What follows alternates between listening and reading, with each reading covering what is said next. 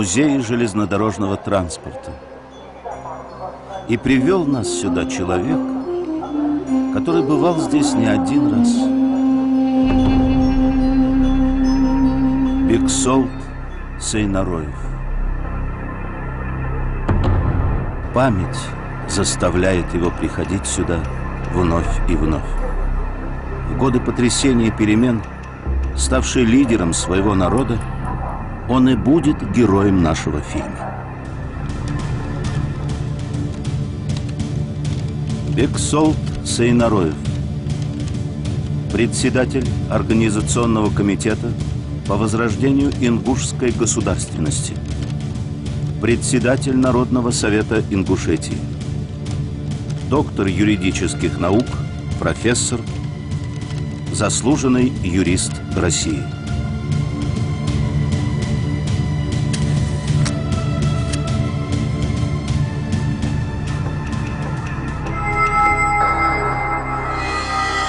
Снимая эти кадры, мы понимали, как знакомы ему эти места. Паровоз серии ФД Феликс Дзержинский, локомотив сталинской эпохи, символ своего времени. Но не для всех тогда ярко сверкали красные звезды. Бексолт Сейнароев привел нас в этот музей, чтобы рассказать об ужасах депортации. Мотор, камера. Можно. В судьбе репрессированных народов вот вагоны типа вот этого сыграли важную, значимую роль. Дело в том, что депортация, когда началась, народ со всех аулов, со всех сел свозился к железной дороге и грузились в эти вагоны для арестантов, для перевозки скота, необустроенные, без всяких удобств, без туалета. Пользоваться приходилось вместо туалета, стояла здесь ведерко. С болью в сердце вспоминаю, как было тяжело молодым женщинам. Подходить к этой ведерке пришлось изобретать, завешивать шторой самим и делать искусственный туалет у самого выхода из этого вагона. Чтобы представить себе масштабы средств передвижения, организованные властью для депортированных народов, в частности для чеченцев и ингушей, скажу, что для этих целей с 23 февраля по 9 марта было подано и загружено 177 эшелонов. В каждом эшелоне 65 вагонов. Кто слышал, как рыдают одновременно в 65 вагонах? Чтобы понять, что тогда пережил народ, достаточно взглянуть в глаза этой ингушской матери. Их везли в далекую ссылку, обвинив в преступлениях, которые эти люди не совершали. Везли с Кавказа в Северный Казахстан, неделями не выпуская из вагонов. Плач детей, плач женщин. У меня в ушах 177 этих составов, они шли, и всегда в моем сознании эти составы сопровождались вот этим плачем.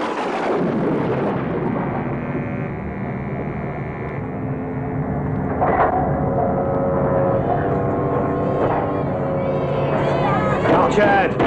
Чтоб тихо было! Пройдет много лет, известный и первый кинорежиссер из числа ингушей, мой друг Суланбек Мамилов, снимет фильм «Ночевала тучка золотая», в которой доподлинно раскрывает трагедию репрессированных народов, в том числе и детей. Его самого везли в таком же вагоне.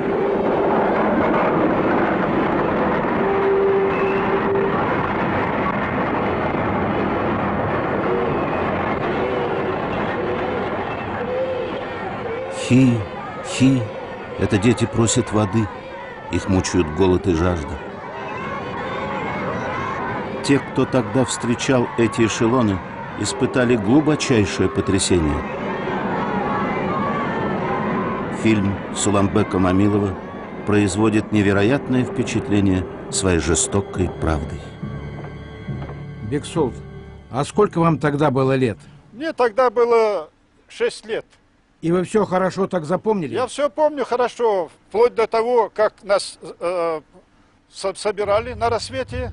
Появились вооруженные люди и дали 2 часа на сбор, дорогу. Вот эти вагоны, значит, битком были забиты людьми, 45 человек в каждом вагоне. И в вагоне крик, стоны без конца стояли. Казалось, весь состав вот сейчас в ушах звенит. Стоны и плач людей, детей, особенно в этих вагонах. От неуютности, от неудобства, от холода и от голода. В вагонах никаких дров не было. И таких чайников тоже не было. Сегодня это экспонаты музея. И тем не менее, мы, дети, добирались на полку, смотрели вот в это окно, через решетку смотрели. А все-таки, что вам более всего тогда врезалось в память? Ведь вы были ребенком. Я помню, как село люди покидали, а собаки бежали за повозками до самой станции, и там же, значит, бежали за вагонами. Настолько, значит, привязаны животные к своим хозяевам.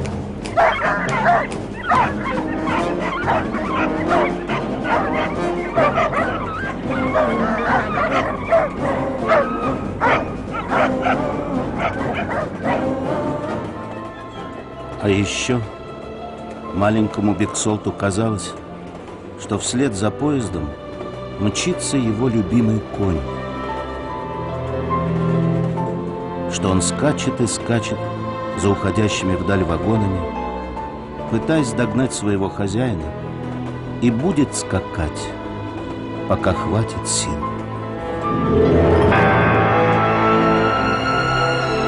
И вот уже последний раз покажутся за окном любимые горы и растают в туманной дымке.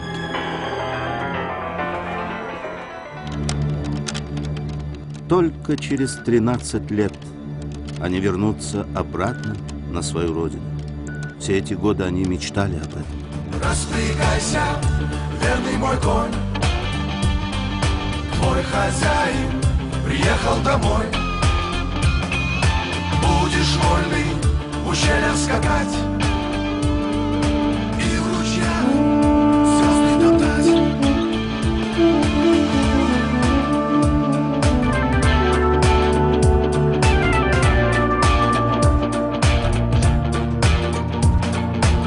Среди гор высоких, среди башен строгих я в далекой юности бродил.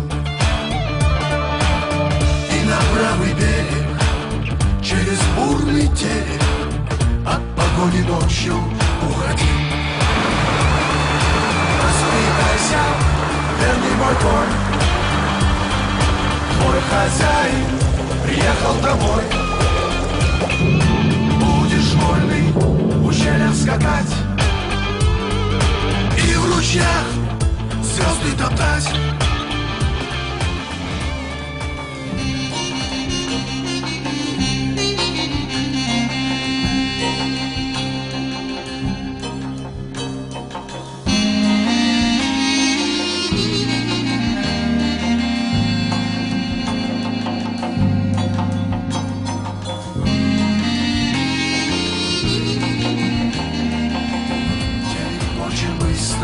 Река.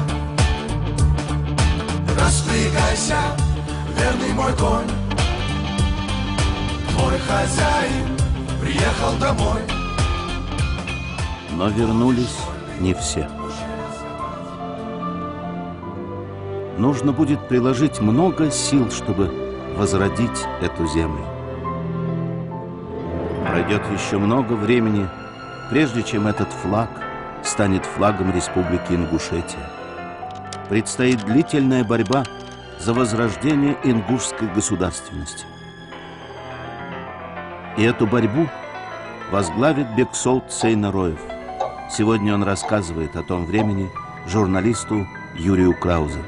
Вы понимаете, Юрий, одним из важнейших этапов борьбы за возрождение ингушской государственности в истории ингушского народа, я считаю, это принятие 17 статьи, знаменитой 17 статьи Декларации о государственном суверенитете Чечено-Ингушской республики.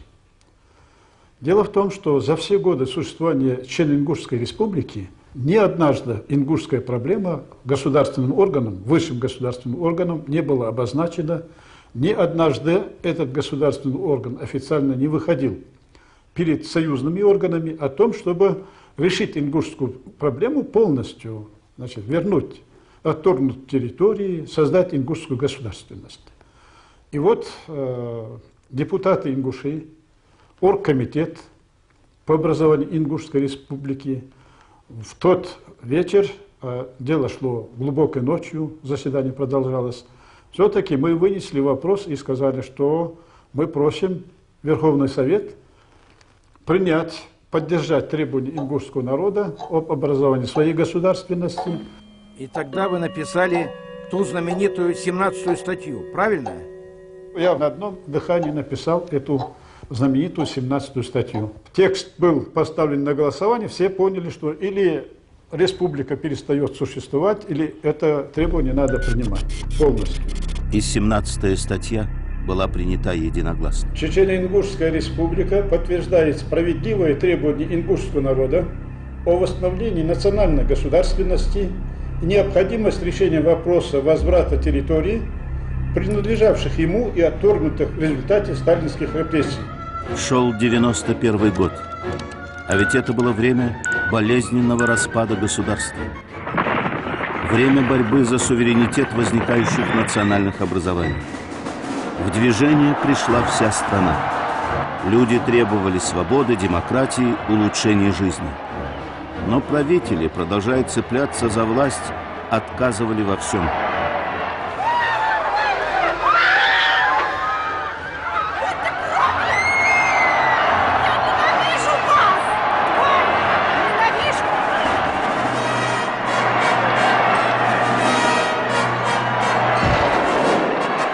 Вот такую сцену можно было тогда заснять в самом центре Москвы. Повсюду проходили митинги, демонстрации. Люди хотели получить ответы на свои многочисленные вопросы. Вся страна ждала перемен.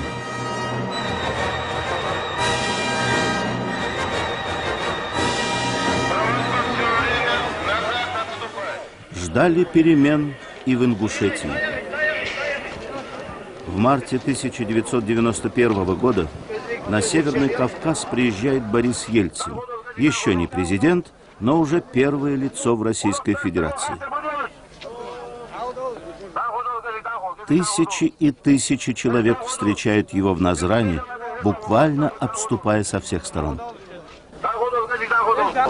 Просьба стоящим на трибуне освободить ее. Я помню, сопровождал его Баранников, министр госбезопасности. Ну, шел я рядом с Баранниковым, пробивали дорогу Ельцину, чтобы он мог пройти к трибуне. У Баранникова все пуговицы на плаще отлетали, пока он шел к этой трибуне. Ну, во-первых, это очень смело государственного деятеля вести через эту толпу, не зная, кто там в этой толпе. Тем не менее, вот решились, прошли к трибуне, выступил я рядом с Борисом Николаевичем. Борис Николаевич там знаменитые слова сказал: «Ассалам алейкум, ингуши».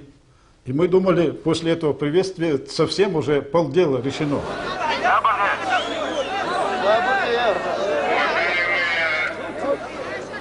Представители ингушского народа, салам алейкум.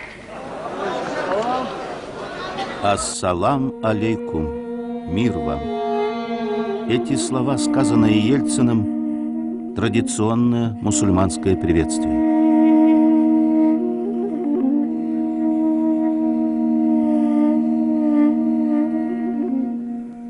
Ассалам алейкум.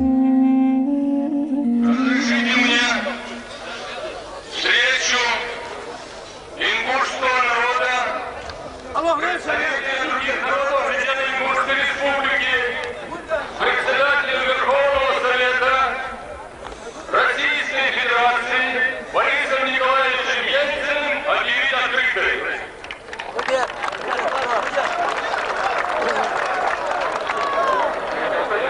Уважаемые товарищи, я не хочу занимать ваше время, говоря о той боли, с которой живет ингушский народ, потому что я знаю, после меня здесь будут выступать другие товарищи, которые об этом скажут не хуже меня. Поэтому разрешите мне предоставить слово председателю оргкомитета по восстановлению ингушской автономии, доктору юридических наук товарищу Североеву. Прошу внимания.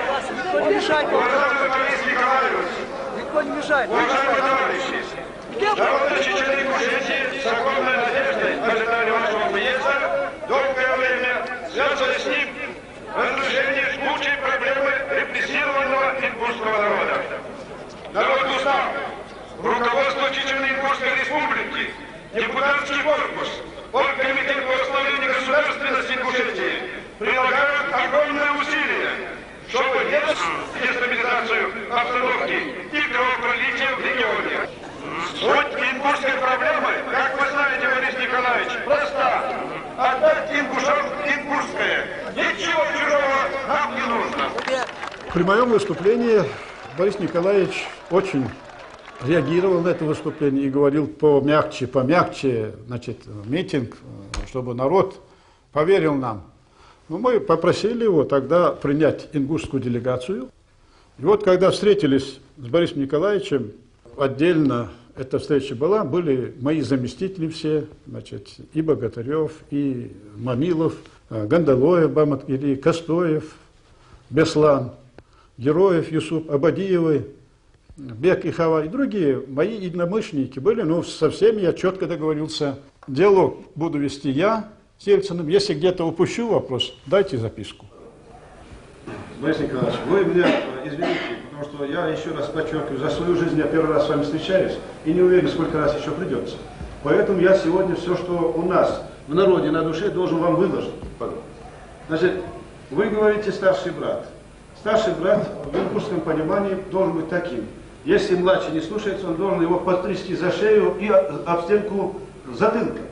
Значит, объективным быть. А если они скажут, мы не хотим, а старший брат при этом присутствует, какая нам разница? Нам нужен механизм. Участвует. Значит, нам нужен, и мы можем готовить проект такой. Я, значит, считаю, что по-хорошему это старший брат наедине младшему должен сказать, побойтесь Бога. Как же вы можете чужое не отдавать? Взять и не отдавать чужое? Хорошо. Значит, формулировку при окончательном принятии во втором чтении этого закона мы с вами должны подработать. Я доктор наук, да. Добросовестно могу поработать вот, со специалистами Москвы. Приедете, кстати, там знаю много. Да, приедете, и мы давайте, я вам даю слово, что я не подпишу, пока вы в этом не поучаствуете. Спасибо. Формулировки вот этого, так сказать, вы на вас очень надеемся. Ходят всякие легенды о том, что Ельцин упрямый. На меня он произвел очень в тот период большое впечатление, и к его чести он в Москве нас принял, собрал всех председателей комитетов и обозначил, что вопрос этот надо решать, и, значит, в дальнейшем способствовал принятию закона о реабилитации репрессированных народов и затем об образовании Ингушской республики. Но за это еще нужно было бороться. И большую поддержку ингушам оказали выдающиеся деятели России. Возвращение ингушскому народу их родины – дело чести парламента России. Народный депутат СССР Дмитрий Лихачев, председатель мусульманского общества Москвы Байтуллах Махмуд Велитов. Призываем во имя торжества идей гуманизма и человеколюбия принять закон о реабилитации репрессированных народов. Учитывая нынешнее тяжелое положение ингушей, прошу Верховный Совет России принять во внимание их стремление жить на земле своих предков. патриарх Московский и всея Руси Алексий II, народный депутат СССР.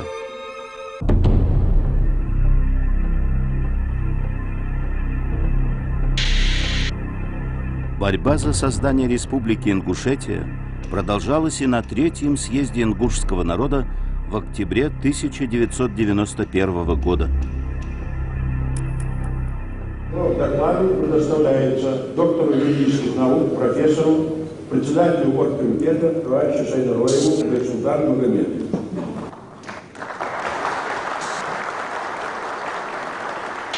Уважаемые делегаты, товарищи, поскольку на нашем съезде присутствуют люди не только ингушской национальности, а которые и не владеют ингушским языком, русские и другие товарищи, если вы позволите, я бы свой отчет хотел бы сделать именно на этом языке, чтобы всем было понятно. Нет возражений на русском языке? Нет возражений. Товарищи, освободившись от пресса тоталитарного режима сталинщины и брежневщины, народы страны всколыхнулись в годы перестройки, устремились к свободе, решительно стали на путь восстановления своей национальной чести, достоинства и справедливости, возрождения своей национальной культуры. Мне очень важно и дорого мнение каждого ингуша о оргкомитете Иосифе. У оргкомитета, я могу смело заявить, чистые руки в этих вопросах, холодная голова и горячее сердце. Если даже этот лозунг устарел, но во всяком случае это так.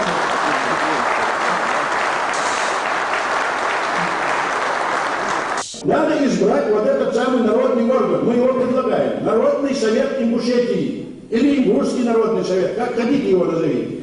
Избрать такой орган. Пусть этот орган работает.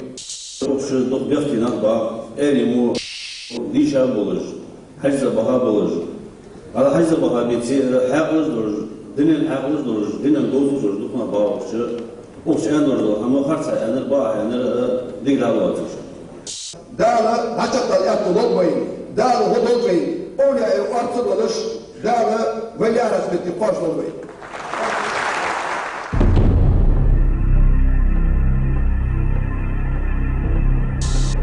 На второй день в работе съезда принял участие вице-президент России Александр Рудской. Слово для выступления имеет вице-президент России Александр Владимирович Рудской.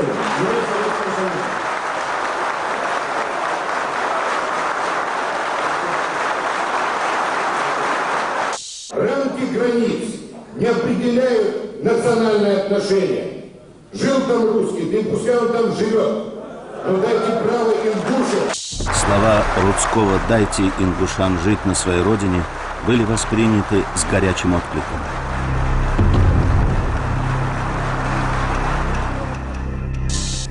Мы ваши слова, ваше выступление здесь воспринимаем, с большой надеждой, с большим оптимизмом. Мы думаем, вы нам поможете воскреснуть как народу, жить в мире со всеми народами. Мы далеки от того. Нет у нас никаких мыслей русских людей изживать с этой территории. Нам без них нельзя жить. Вся моя жизнь, начиная от рождения, связана с нашей республикой. Это моя родина. И поэтому человеку, который родился на этой земле, не должно быть безразлично. Я призываю съезд. Съезд призвал к консолидации ингушского общества, избрал Народный совет, который возглавил Бексолт Сейнароев. Пройдет еще 8 месяцев, и 4 июня 1992 года Верховный Совет России примет историческое решение об образовании Республики Ингушетия. В знаменательный день те, кто активно приближал это радостное событие, сфотографируются у Белого дома. Почти сразу же после образования республики Бексолт и его соратники отойдут в сторону, пресекая малейшие подозрения в стремлении к власти. Когда образовали республику, собрали народ, Абигу, под Назранью и сказали: дорогой ингушский народ, мы вам создали республику, получите ее и управляйте дальше. Президентами Ингушетии станут, сменяя друг друга, 3 генерала.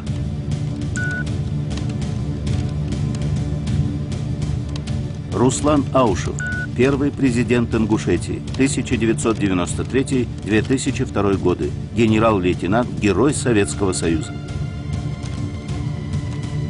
Мурат Зязиков, президент Ингушетии, 2002-2008 годы, генерал-лейтенант, доктор философских наук.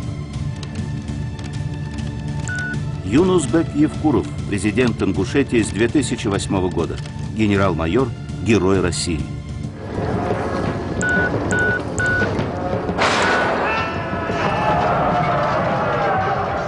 Набеги гуннов,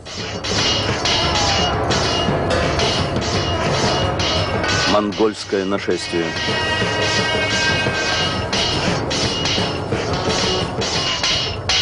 вторжение армии Тамерлана.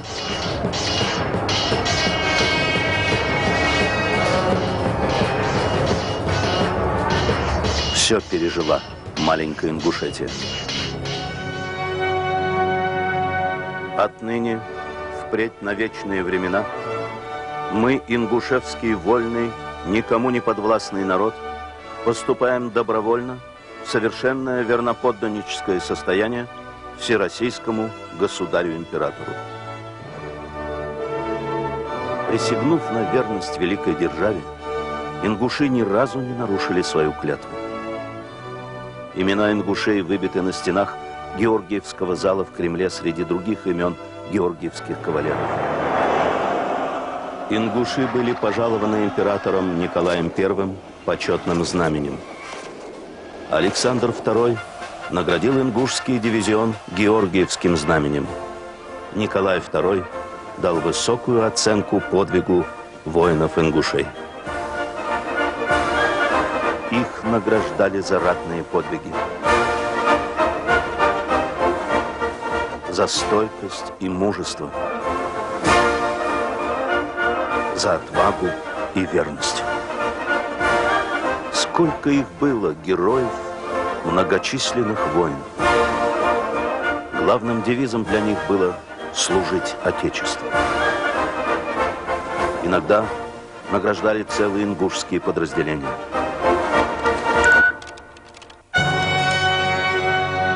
Немало ингушей стало героями Советского Союза.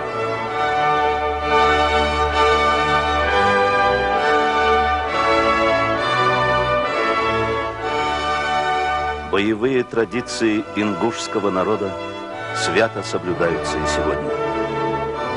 Здесь, в Георгиевском зале, из рук президента России получил золотую звезду Юнус Евкуров, совершивший во главе десантников марш-бросок в аэропорт сербской Приштины. Созданная в 1924 году Ингушская автономная область в самое кратчайшее время добилась впечатляющих успехов.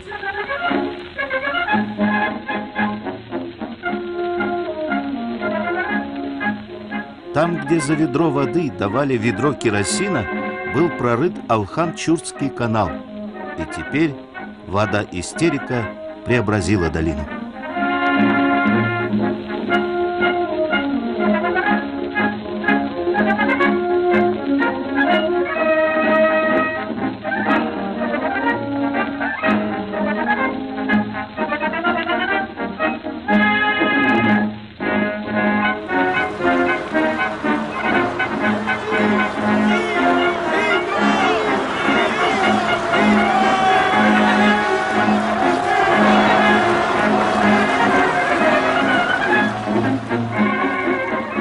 Честно говоря, вот даже не верится, что такой огромный энтузиазм был. Какой-то порыв единый, по-моему, был. Юра, вы видите, с каким энтузиазмом, с каким настроением во всех сферах деятельности в республике закипела жизнь. И в сельском хозяйстве, и орошение земель, и заводы в городе Владикавказе. Кожевенный завод имени товарища Троцкого во Владикавказе способствовал росту благосостояния не только его рабочих, но и крестьян окрестных ингушских селений. А это сказалось и на росте всего сельского хозяйства.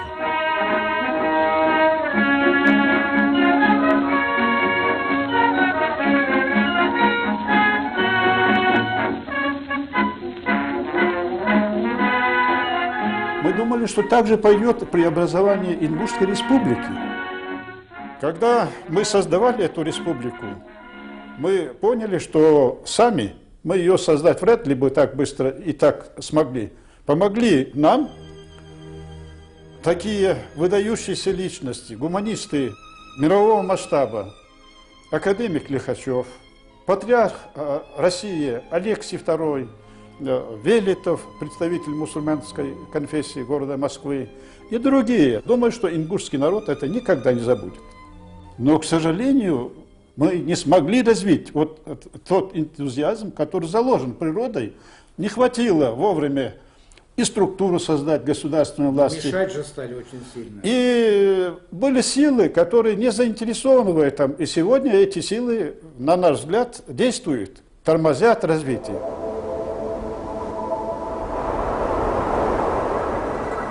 Ветры перемен ворвались в нашу жизнь в начале 90-х годов.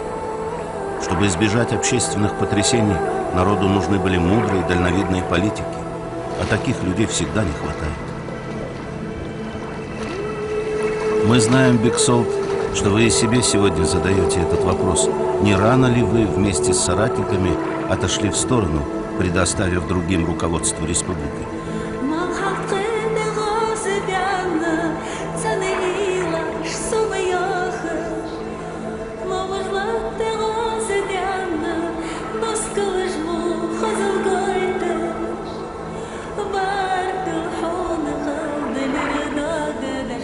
Бексолт любит приглашать в гости друзей.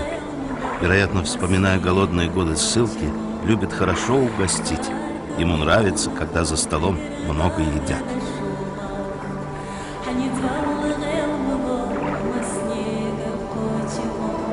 И, конечно, ни одна подобная встреча не обходится без разговоров, уносящих в далекое прошлое.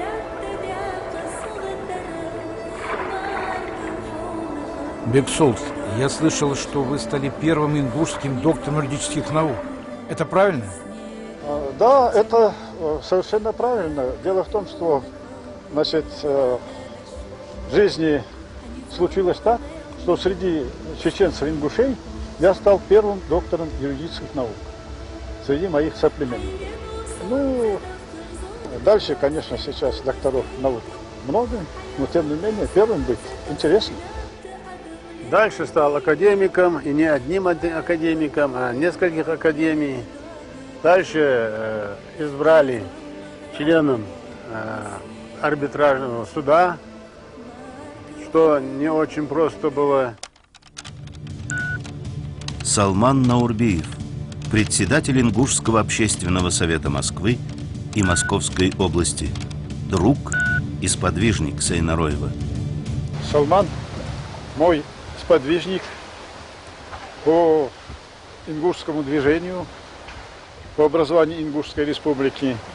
Те дела, которые мы решали оргкомитетом, народным советом, он всегда принимал самое активное участие. Сейнароев проработал в Высшем арбитражном суде России 13 лет. Не каждому человеку доверит разрешать запутанные хозяйственные споры. Многим юристам остается только мечтать о такой карьере. Ему поручали рассматривать самые сложные дела. Например, спор между Российской Федерацией и Республикой Якутия о разграничении права собственности на добываемые алмазы. На Сейнароева оказывалось сильное давление, но он настоял на своем решении, по которому часть прибыли стали получать не только государство и компания, но и улусы, на территории которых добываются алмазы. Это решение суда создало прецедент. Канада, Франция, Южноафриканская республика. В составе делегации арбитражного суда Цейнароев посетит многие страны.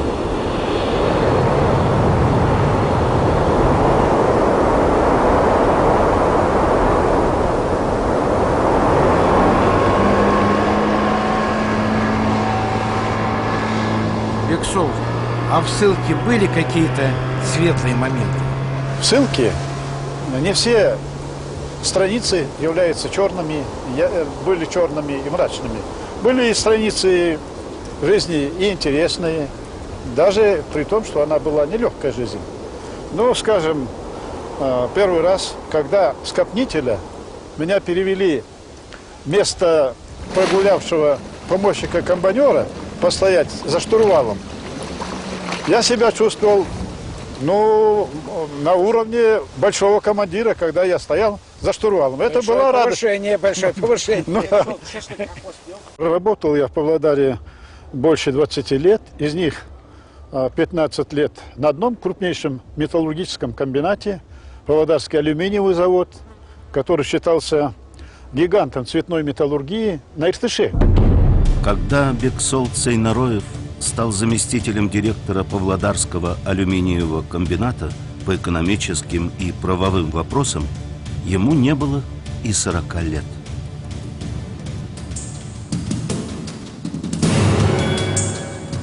Чтобы превратить комбинат в одно из лучших предприятий страны, Бексолту и его товарищам приходилось все брать в свои руки.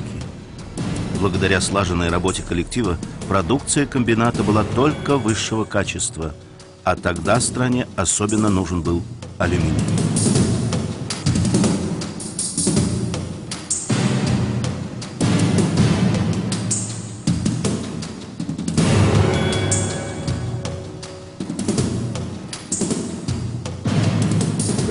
Казахстан для вас стал как Второй родиной, да? Второй родиной. Появились друзья, появились единомышленники. Не случайно на праздновании его 70-летия собрались друзья из различных мест. И, конечно же, среди гостей много приехавших из Павлодара.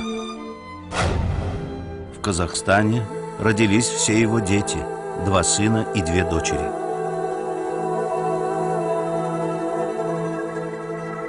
Сегодня, спустя 35 лет, это большая, крепкая семья образованных, любящих, родных людей. Бексол, а можно сказать, что вы человек счастливый? Ведь в конце концов у вас все в жизни сложилось. И в работе, и дома. Прекрасная семья. Можно так сказать? Да, сказать так можно. Но самым счастливым днем в моей жизни считаю день провозглашения Ингушской республики. Вот на этой фотографии в этот день мы у Белого дома вместе с моими единомышленниками, вместе с теми, кто боролся до конца за нашу республику. Я был бы несправедлив, если бы не назвал хотя бы несколько человек. В их числе я бы хотел назвать Мембулата Богатырева. Он был и депутатом Верховного Совета Российской Федерации. Я бы назвал Беслана Костоева, Маматкирея Гандалоева, и Магомед Мамилов, и Юсуп Героев, и много-много других. Пусть меня остальные извинят, поняв, что формат нашего общения мне не позволяет по времени перечислять. Думаю, что этот день был счастливым не только в моей жизни, но и в жизни моих единомышленников, моих друзей, которые активно участвовали в создании этой республики, несмотря ни на что. В наших разговорах Бексолт не раз вспоминал своего отца. Он не вернулся из ссылки и мог только мечтать о другой жизни. Его мечты стали духовным завещанием для сына.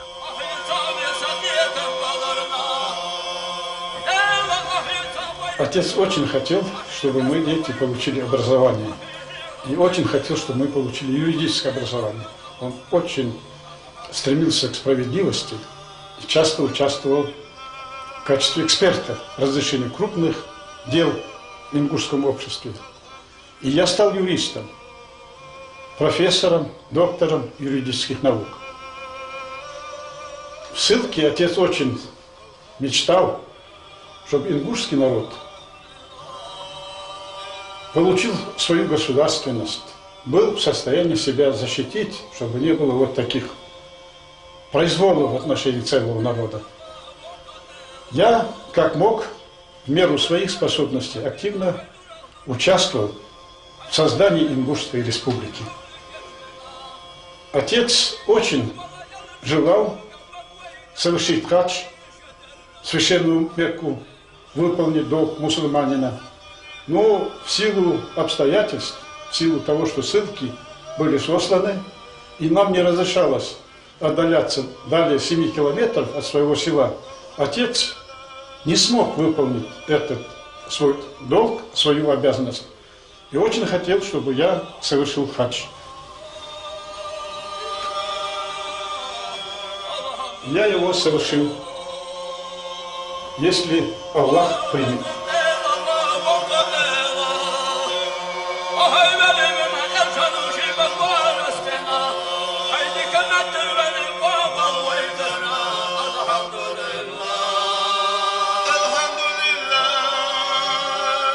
Духшериш дайхат, это то дадигач поездана, и да тройгур. Прошло много лет, но иногда, как в далеком детстве, я вспоминаю своего коня, который все скачет и скачет за уходящим вдаль поездом. Сибизами деймохк, посуна дегбехч. Моя любимая родина. В дни тяжких испытаний я всегда обращался к своим истокам, и они наполняли меня живительной силой.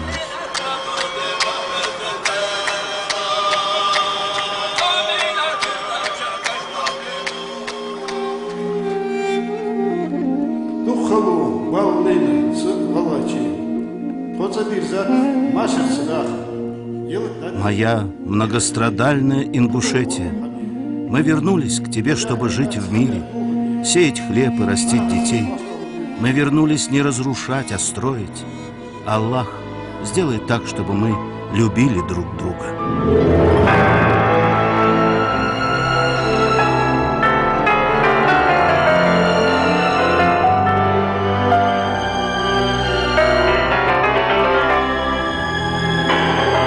Терекочем быстрая река. Распрягайся, верный мой конь. Твой хозяин приехал домой. Будешь вольный в ущельях скакать.